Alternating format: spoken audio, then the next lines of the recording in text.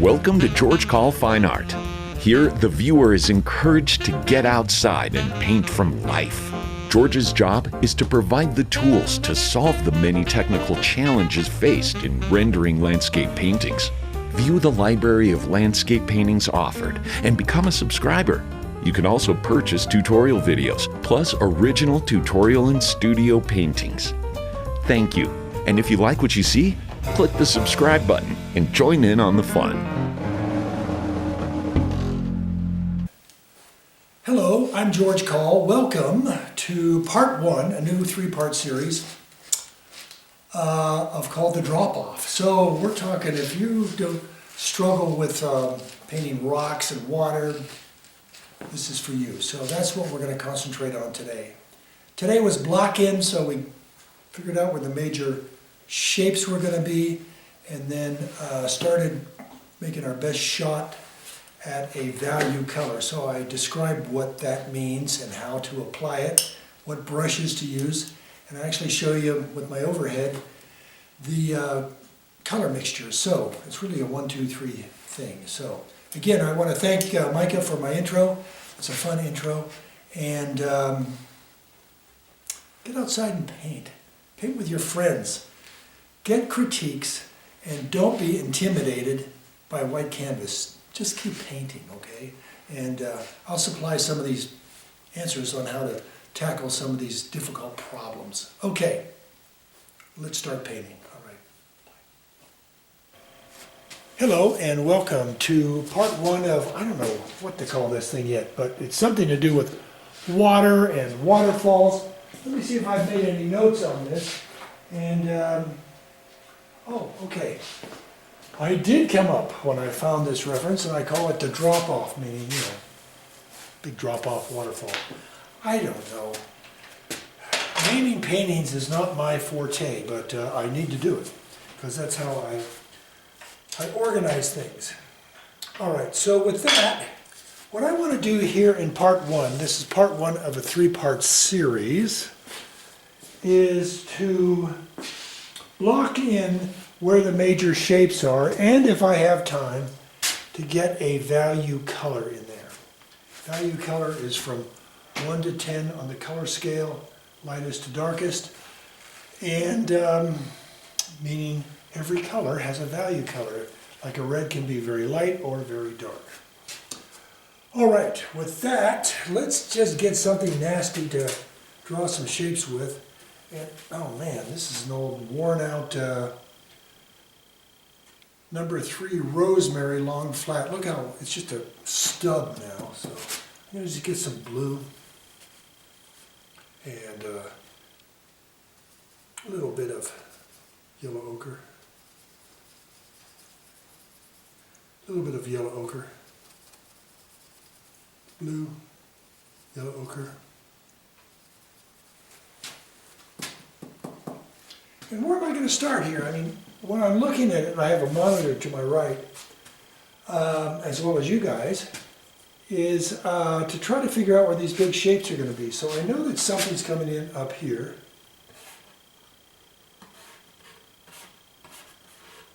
Some big guy here. There's something here. There's a horizontal, and then there's a big old rock in here somewhere, not much higher. Water coming through here, so it's kind of this shape, big dark here, big darks over here. I mean, I talk to myself when I do this anyway. You might as well be here while I do this. So I have, trying to figure out, I'm measuring it. Do I have more space below the rock? It's just about equal. So here is this measurement. Okay, so I need to raise rock just a scooch. And I have big rock here.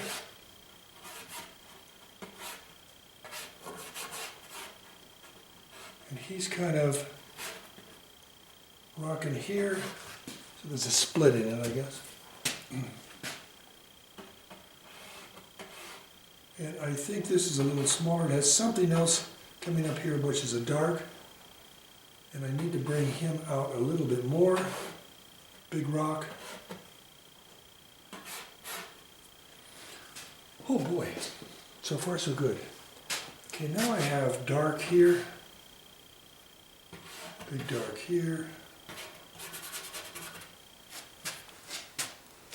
and then I have kind of a underwater rock here,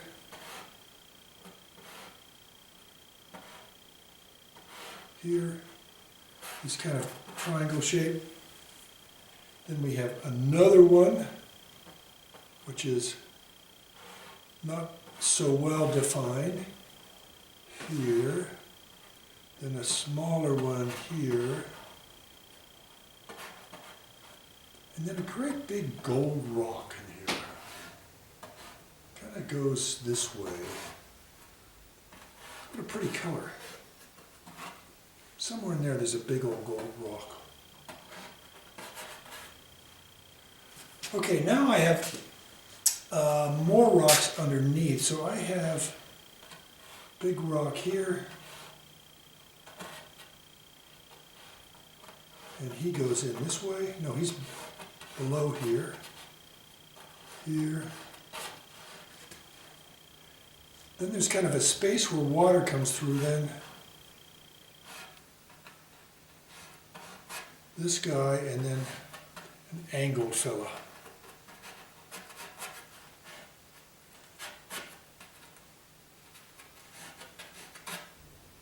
And he comes down even farther. Whew. Man, I'm getting back to see if this drawing looks good. All right, cameras are running good.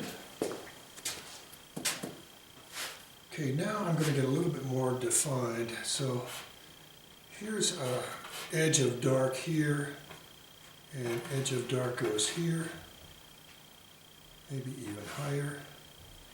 And there's a light that comes in, and then a big honk of dark right here. This is a big dark.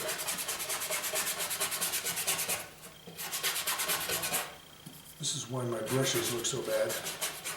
I'm using the side of them and sketching so much, you know. All right, let's move on. So back in here, I've got a bunch of, got something that looks like a edge of something. The water comes down here. And I think I have another waterfall coming in through here. Right here's another little waterfall.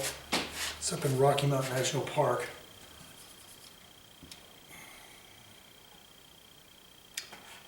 And I just have a bunch of verticals in here.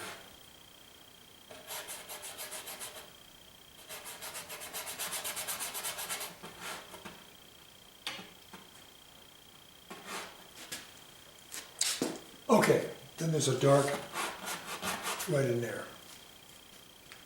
So this is kind of, this is waterfall, this is dark.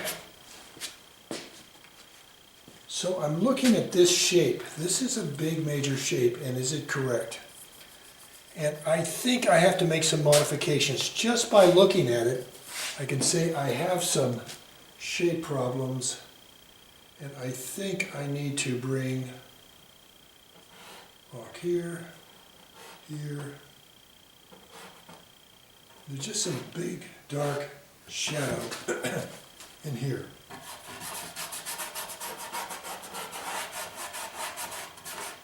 And I think now the shapes are pretty good.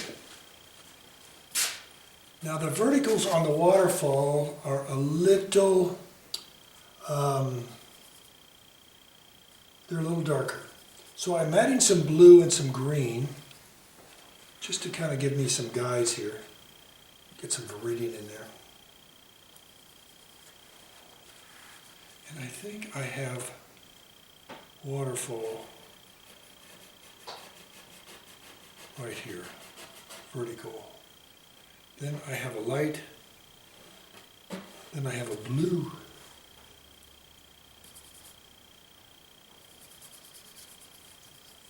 So I have more blue in here.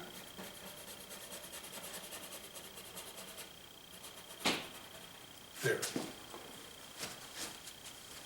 Okay. I think it's time to start putting value color in.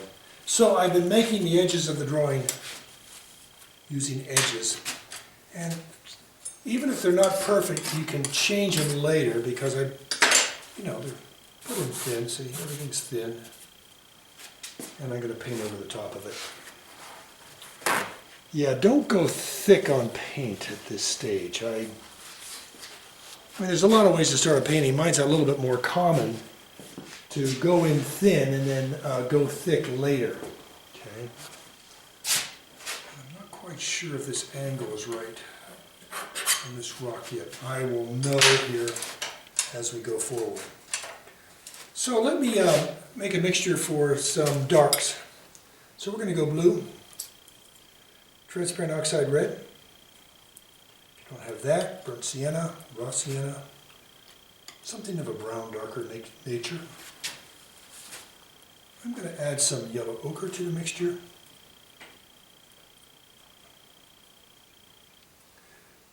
Yellow ochre. And a little bit of viridian, because I see some green in the rocks.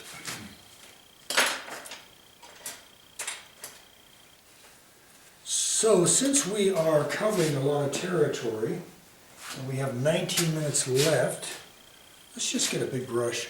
This is a 2025 long flat rosemary. It's a little bit more stiff, more on the stiff side. So I'm going to put some, to unstiffen it, I'm putting a little bit of Gamsol in, trying to dry it out a little bit so I don't make the paints too thin. And I'm going to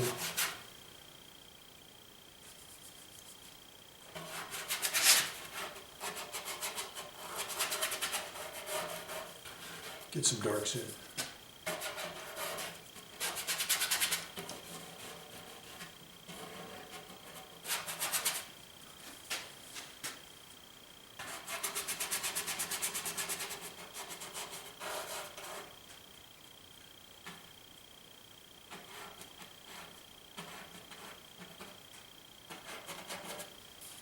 I think there's some dark rocks on top of Big Rock here, and I'm darkening those.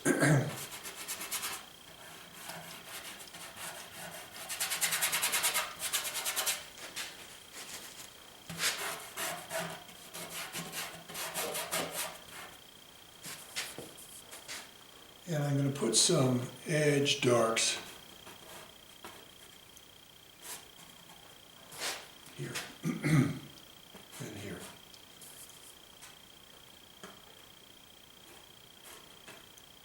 And here.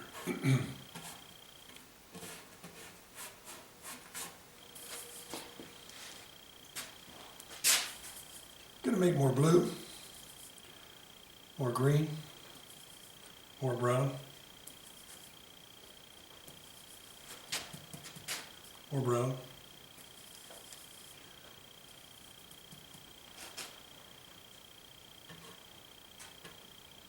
I'm going to get a little bit of dark right up in here,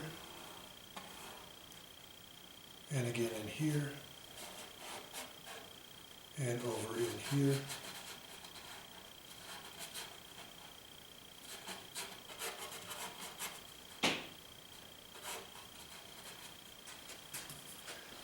One thing I'm doing with my monitor over to the right is I'm making it as close as I can to the size of my canvas. When I do these smaller ones, I might as well do that, then I can make measurements off my screen and transfer it onto my drawing. All right, let's get into here. There's some big darks. And a big dark here. And under here. And here.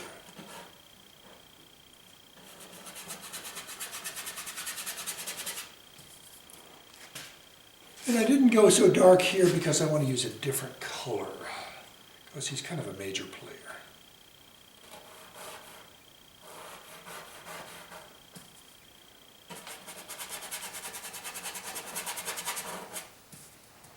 So the underwater guys, I'm just making a little lighter.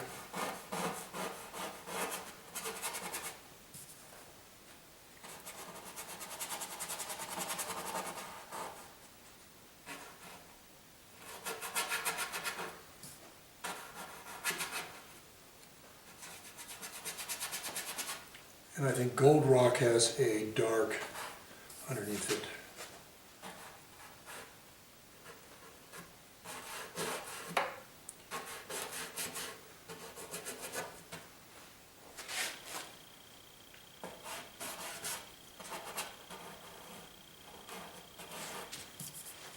I'm going to add some yellow ochre to the mixture. Yellow ochre. And I'm going to put it, need a little darker than that. Blue, brown, yellow ochre. Blue. Green.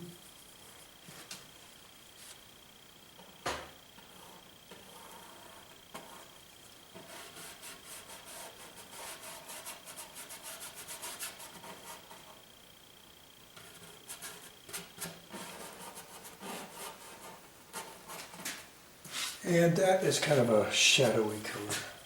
I'll put some in here too. And I think there's a dark over in here, and another one here.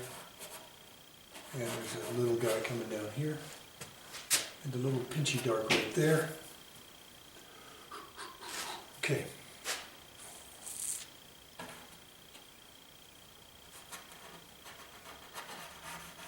Mr. Gold Rock down here is pretty bright on one side.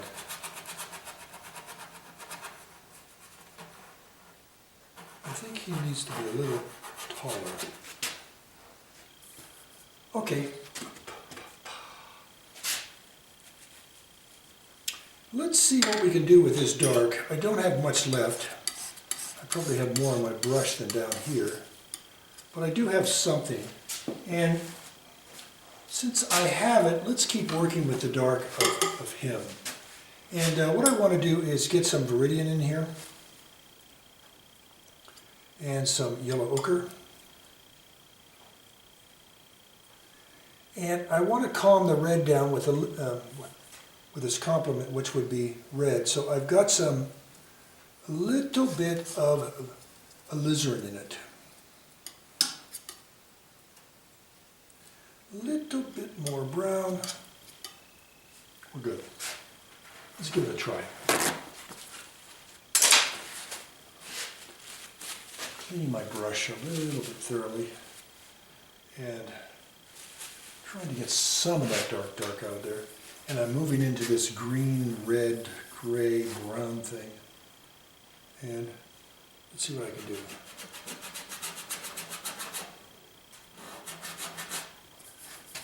What I'm noticing, there's dappled light of this rock. And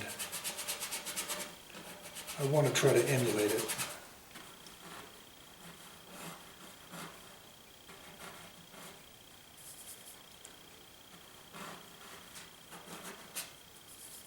And she's pretty darn dark right in here.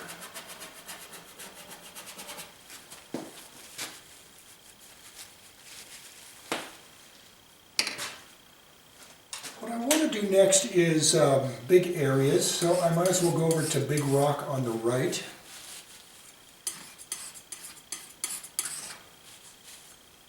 Got it here.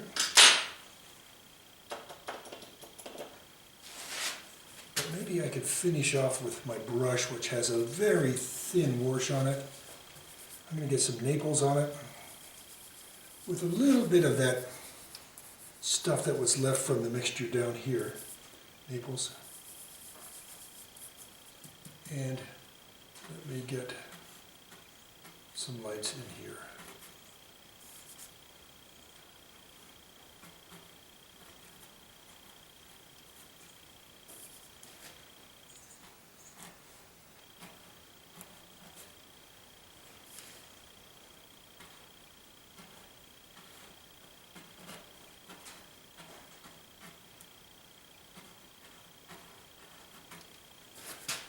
Sorry to take so much time on this rock.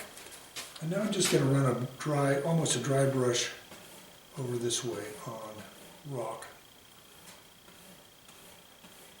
And he's a little lighter over here. Let me get back and look.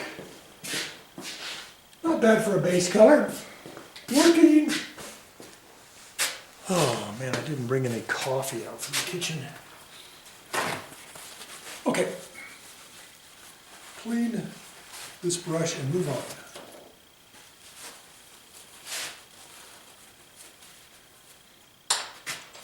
So we're going to get some transparent oxide red. I got too much of the undercolor there, sorry. Here we go, transparent oxide red, yellow ochre, and white. I have some slop white left over from last Friday when I did a painting. I had a half-day student come up from Broomfield, just a marvelous guy, Scott, and we had a fun time. He introduced me to this exotic color over here to the right too, so I don't know what it is, but it's sure fun to play with these different colors. All right, I'm going to change to a number 4 stiff brush 2025 and see what this brings us. It's too dark. I need a little bit of cad yellow medium in it. Cad yellow medium. More white. More white. Now we're talking. Try that. I need a little touch of green in there. More white. More white.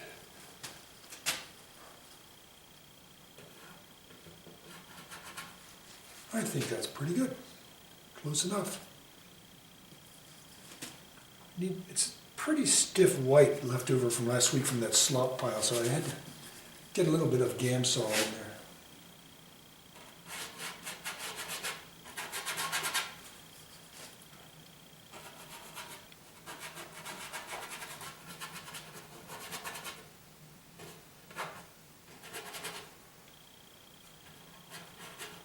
A lot of subtle colors in here, but for now I'm just trying to get a base color.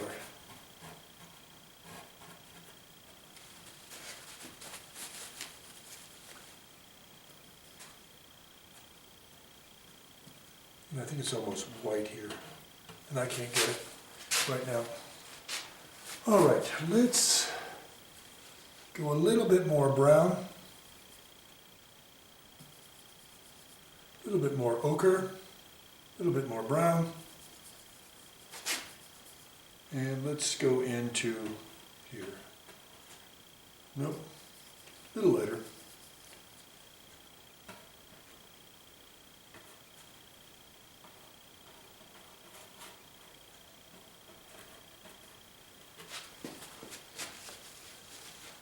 So far, so good. Okay, 7 minutes. We better get hopping, kids. Okay, since we have a lot of water here, I have a little bit of permanent green to the right. And I have this edge of color here, so I'm just going to put some green in at various places that it needs. Because I can.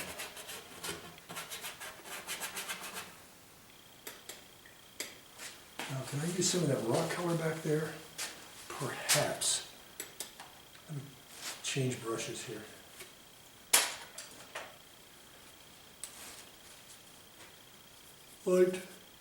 Light brown.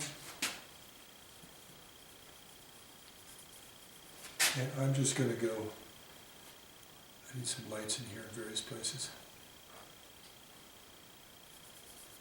And darker stuff. And then darker yet again.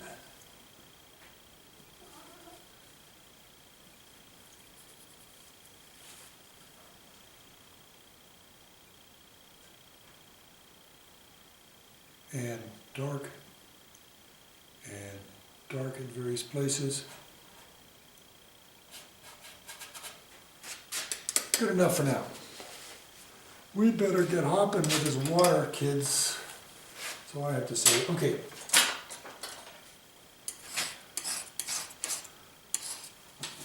It's not much darker. I'm going to get rid of everything. Whoop.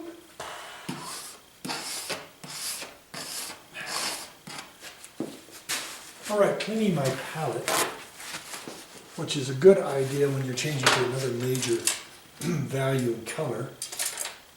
And I am going to make some light blue.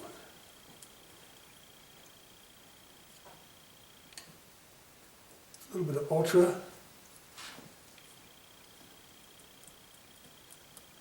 And then lighter still. And then we need some pure white, which I'll use over here. So let me go to, I'm starting to go to a soft brush now, 279, number 4, rosemary, long flat, just nice and soft. And I'm going to go to this little bit darker blue and figure out where that's going to go.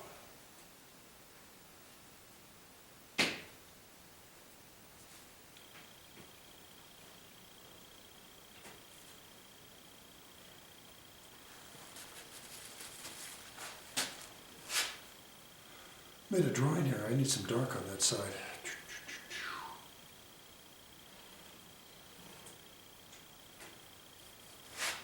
And I know there's dappled light in here, but I think for now I'm just going to blop in some, that's an artistic term, blop, some of these blues in here. I have to go a little darker.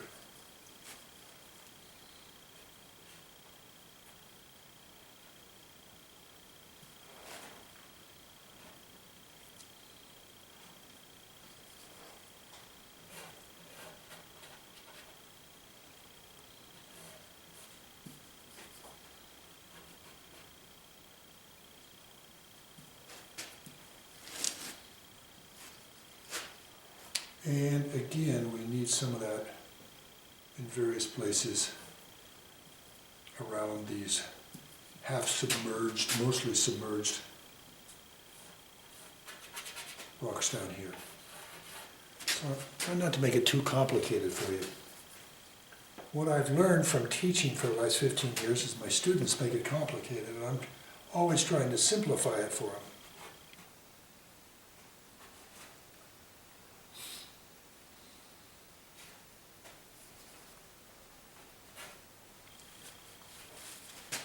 I need some blue here and here, and I think here and here. Oop, that was too dark. Watch this. That'll lighten it up. And maybe just a scooch there. And I need some, boy, I'm running out of blue quick. I need some blue-green stuff here and here.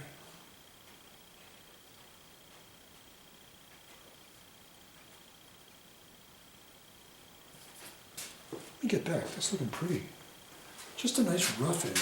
Just like the look of a nice rough end. They're nice.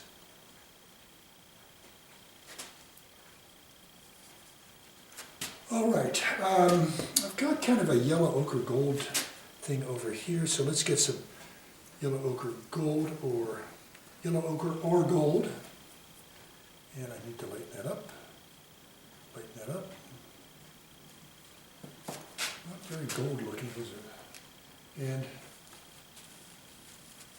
let's get some cad yellow medium in there. I'm going to get a little bit of Gamsol on my brush, and I'm going to start thinking about getting some of these pretty colors in here. I need a little bit of gold there and here too. And just a touch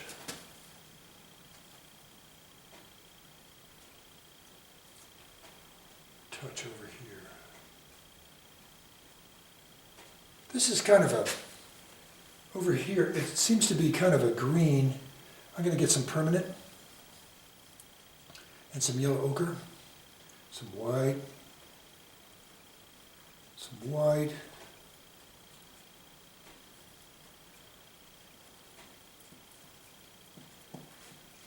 And I'm going to put a really pretty color of green right in here and here. And a little bit down here and here. A little bit more, please.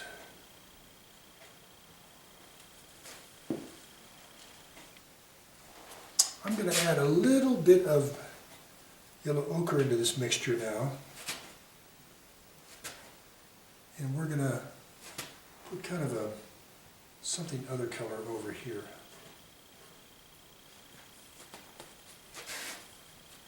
And I'm going to put a darker yellow ochre